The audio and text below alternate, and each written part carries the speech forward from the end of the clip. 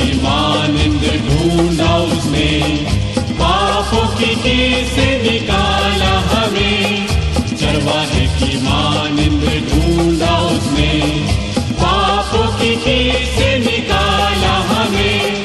हमको बचाने को जान अपनी दी, ताकि हाथ में हम उसके रहे।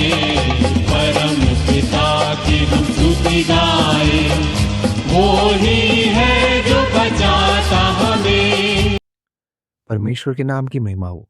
पवित्र वचन बाइबल में रोमियो की पत्री 6 अध्याय के 7वें पद में इस प्रकार लिखा है, क्योंकि जो मर गया वो पाप से छूटकर धर्मी ठहरा।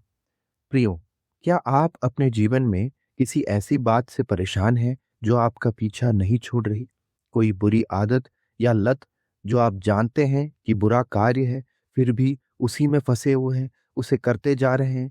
कई बार आपने कोशिश की कि उस बुरी आदत को या लत को छोड़ दें, लेकिन वो छूट नहीं रही। हर बार वापस आकर आप उसी बात में फंस जाते हैं। किस प्रकार इस जंजाल से हम बचें? पवित्र वचन बाइबल हमें ये गहरी सच्चाई बताता है कि हमारे अंदर ये जो बुरी आदतें और लतें हैं, इनका कारण हमारे अंदर का पाप का स्वभाव है।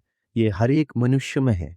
ये कभी कभी इन आदतों और लतों के रूप में बाहर आता है, कभी कभी बुरे कार्यों के रूप में, और कई बार बुरे विचारों के रूप में भी।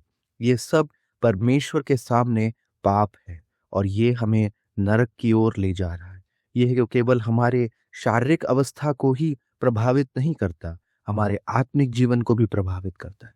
कैसे बचे इसमें से? कैसे पाए सच्ची स्वतंत्रता? इस पाप के बंधन से बचने के लिए रास्ता भी परमेश्वर ने तैयार किया। परमेश्वर ने अपने पुत्र यीशु मसीह को इस जगत में भेजा। प्रभु यीशु मसीह ने हमारे लिए क्रूस पर प्राण दिए ताकि हमारे पापों का दंड अपने ऊपर ले ले। जो मनुष्य प्रभु यीशु मसीह में विश्वास करता है, वो इस पाप की ओर मर जाता है और स्वतंत्र हो जाता है।